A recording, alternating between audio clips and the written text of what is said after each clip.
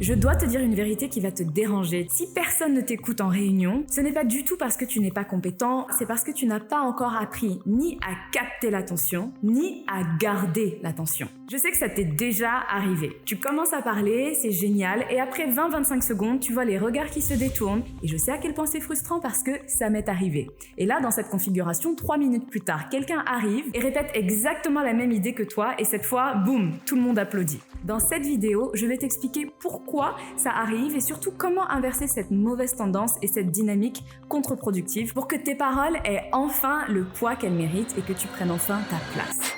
J'ai accompagné une ingénieure brillante. Elle avait toujours des excellentes idées, elle parlait avec entrain, mais dans son équipe, un collègue bien moins expérimenté parlait avec encore plus d'assurance, avec un sourire, avec une voix posée, bref, maîtrisait l'art oratoire et le résultat, il recevait toute la reconnaissance du monde et les promotions et elle rentrait chez elle avec beaucoup d'amertume et de frustration. Elle me dit en coaching « Annabelle, je ne comprends pas pourquoi, je suis toujours la mieux préparée, la plus compétente, mais pourquoi personne ne m'écoute jamais jusqu'au bout ?» Et moi, je lui réponds « Écoute, la vérité, c'est très simple. En réunion, et c'est valable dans la vie en général, les gens n'écoutent jamais les plus compétents.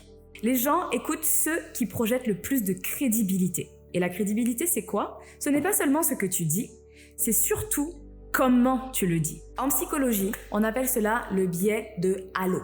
Quand quelqu'un paraît confiant, parle avec clarté, occupe bien l'espace, finalement montre une forme de charisme, notre cerveau se paramètre et associe ça à de la compétence. Je sais que ça paraît fou, mais c'est comme ça. Et à l'inverse, si tu hésites, si tu parles trop vite, que tu respires mal, que tu baisses les yeux, ton cerveau envoie aux autres un signal de cette personne n'est pas fiable, cette personne n'est pas compétente, cette personne ne dégage pas assez d'assurance finalement pour que je l'écoute. Je sais que ce n'est pas juste, mais c'est la vérité de la perception humaine et une fois que tu sais ça, au moins tu peux l'arranger. Tu crois que ton intelligence suffit pour qu'on t'écoute? Malheureusement, c'est donc faux. Ce que les gens entendent, ce n'est pas tes heures de préparation, même si elles sont très importantes, c'est ton signal de crédibilité.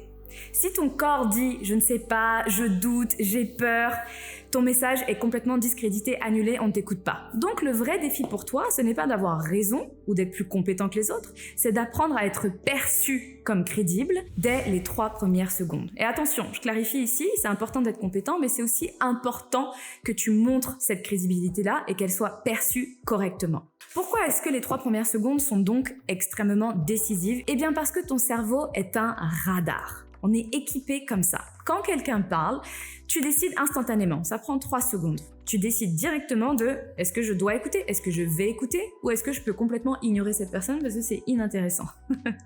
C'est la théorie de l'attention sélective et c'est valable partout, en tout temps. Dans un monde complètement saturé de notifications, d'instantanéité et de pensées, en fait notre cerveau filtre de plus en plus. On filtre tout ce qui ne capte pas immédiatement notre attention et c'est dommage. Si tes 3 premières phrases n'envoient donc pas un signal clair, tu es classé directement comme non prioritaire, non intéressant, au revoir aux oubliettes. C'est comme si tu étais mis en sourdine, même si tu continues de parler. Et encore une fois, je sais que c'est injuste et je sais que c'est frustrant. Voici un exercice simple pour toi. La prochaine fois que tu prends la parole, soigne ton entrée. Respire profondément, redresse-toi. Cette simple posture où tu te redresses va changer la vie. Ouvre avec une phrase claire. Exemple, j'aimerais proposer une idée qui peut tous nous faire gagner 2 heures de temps par semaine. Est-ce que ça t'intéresse? Là, direct, tu vois que c'est un hook. Tu annonces un bénéfice clair, tu crées l'intérêt et ton cerveau collectif dit « Ok, ça j'écoute parce que moi aussi j'ai envie de gagner du temps. » Donc voilà, tes 3 premières secondes sont vraiment capitales et décisives. Il faut que d'entrée, on sache tout de suite quelle est ta promesse, pourquoi est-ce qu'on doit t'écouter, mais aussi la façon dont tu te tiens, bien sûr, joue un rôle fondamental. Et là, c'est le rôle de ton langage corporel, qui peut renforcer ou complètement saboter ton impact. Un client, manager dans une grande boîte, il parlait hyper vite parce qu'il était plein de motivation. Il avait les épaules un peu fermées, comme ça, il parlait hyper vite. Il était hyper compétent. Mais en fait, le résultat, c'est que personne ne retenait jamais ses points. On a travaillé sur 3 choses. Premièrement, on a travaillé sur son ancrage, c'est-à-dire les pieds, comment tu te tiens, comment tu t'ancres dans le sol. Tes épaules doivent être ouvertes et ton dos bien droit. Deuxièmement, le regard. 3 secondes. Tu poses ton regard 3 secondes sur une personne, ça change littéralement tout. versus d'avoir le regard fuyant ou le regard trop balayant. Troisième point, le silence stratégique. C'est-à-dire qu'après une phrase clé, marque un temps de pause de 2 ou 3 secondes minimum. C'est des astuces très simples que tu peux maîtriser très rapidement. Et devine quoi? Pour ce client, 2 semaines plus tard, il avait gagné en autorité, il était perçu comme le meilleur manager. Et quand il parlait, les gens se taisaient jusqu'à ce qu'il ait fini. Et la science est très claire là-dessus. Il y a un chercheur qui nous a montré que 55% de l'impact d'un message vient du non-verbal. Et au fur et à mesure des études d'ailleurs, on prouvait que ça pouvait aller jusqu'à 93%. 38% vient de ta voix et seulement 7% de tes mots. Et même si ces chiffres donc sont parfois un peu simplifiés, le principe reste vrai. Ton corps crie beaucoup plus fort que tes mots et que ta phrase. Donc si tu veux que tes mots portent, commence par ton corps. Ancre bien tes pieds dans le sol, ouvre tes épaules, ralentis lors de ta première phrase, puis marque 2 secondes de silence après chaque point important. Tu le constateras tout seul. Les regards vont se lever vers toi. Ton corps a dit « écoutez-moi, j'occupe l'espace » et les gens vont naturellement te suivre et t'obéir. J'avais un autre client qui avait l'habitude de mitrailler des idées. Alors lui, c'était vraiment, il enchaînait idée sur idée parce que son cerveau allait très vite et pensait que tout le monde pouvait le suivre comme ça. Il avait peur d'être coupé, donc il ne laissait aucune place au silence pour pas qu'on l'interrompe finalement. Résultat, au bout de 2 minutes, tout le monde décroche. Personne n'a un cerveau capable d'écouter quelqu'un mitrailler des idées pendant plus de 2 minutes. Alors ce que je lui ai appris, c'était vraiment de maîtriser le silence après une phrase forte. 2 secondes de silence, parfois même 3, et ça change tout. Une fois qu'on s'est entraîné à faire ça a duré peut-être 3-4 semaines pour l'habituer à respirer et à marquer des temps de pause. En réunion, tout avait changé pour lui. On l'écoutait, on le suivait. C'est un principe simple de neurosciences. Le cerveau déteste le vide. Donc un silence vient créer une tension. Mais figure-toi que c'est cette tension que tu veux exploiter, parce que c'est cette tension de calme, de vide qui capte l'attention. Alors voici un exercice pour toi. À la prochaine réunion, identifie ta phrase clé. Il y en a toujours une, le point fort. Et quand tu l'as dit, arrête-toi. Bois une gorgée d'eau, prends une respiration, regarde la salle. Tu verras, c'est absolument magique. Tu l'as forcément constaté. Dans les grands speeches, que ce soit des présidents, des leaders, toutes les personnes qui dégagent un certain charisme, 1. Parlent très lentement, 2. Marquent des temps de pause. Ce silence un peu gênant, qui te permet finalement, à toi en tant qu'auditeur, de digérer l'information. Et en plus, de vouloir entendre la suite de ce que la personne veut dire. En faisant ça, tu verras que tes idées ne valent absolument rien si elles ne sont pas portées avec impact. Le fond ne suffit pas.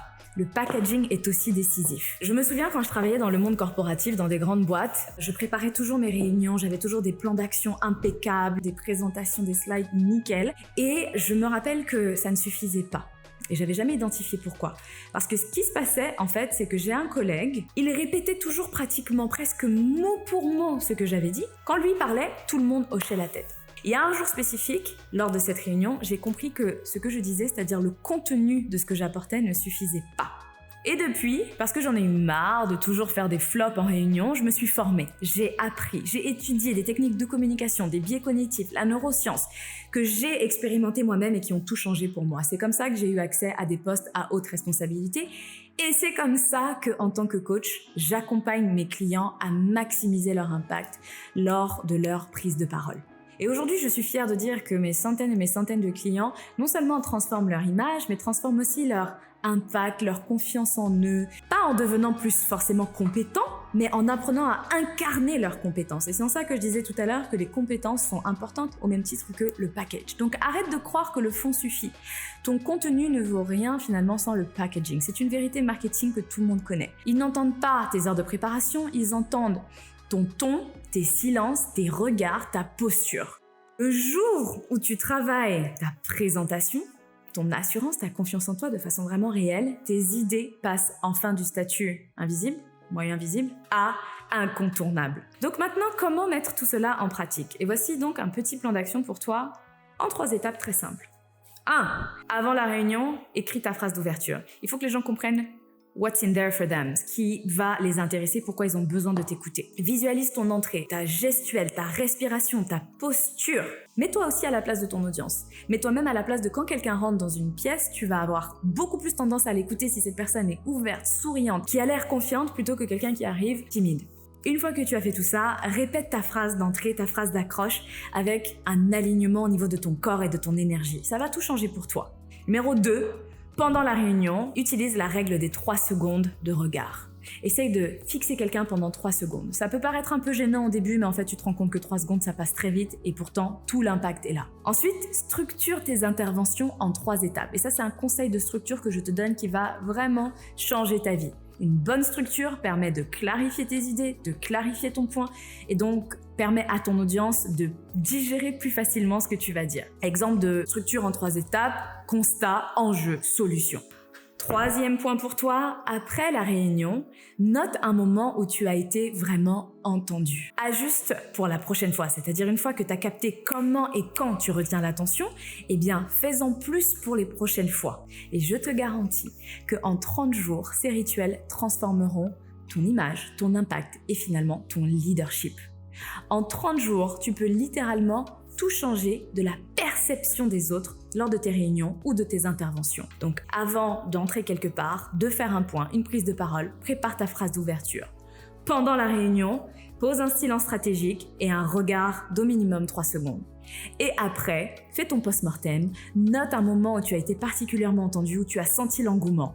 Répète ce rituel et la vérité, je te le dis, je te le garantis, en un mois, tout cela va te permettre d'augmenter significativement ton impact. Alors voici la vérité sur pourquoi personne ne t'écoute réellement en réunion et dans la vie en général. Ce n'est donc pas parce que tu manques d'intelligence, bien au contraire, ton intelligence, il faut la garder, elle est là, elle est réelle. C'est parce que ton signal de crédibilité n'était donc pas assez bien calibré. Après cette vidéo et après tous les exercices que je t'ai donnés, je suis certaine que ça va faire la différence. Travaille tes 3 premières secondes, c'est-à-dire ton entrée, dans ce que tu dis et dans ce que tu incarnes. Aligne ton corps, ajoute des silences, structure tes idées et surtout, répète. Il n'y a rien qui fonctionne dans la vie sauf en l'ayant pratiqué. Parce que tes idées ne suffisent pas. Ce qui compte, c'est la manière dont tu les incarnes. Tes idées méritent d'être entendues. Elles sont brillantes et je te félicite pour ça. Mais à partir d'aujourd'hui, tu vas leur donner la présence qu'elles méritent vraiment.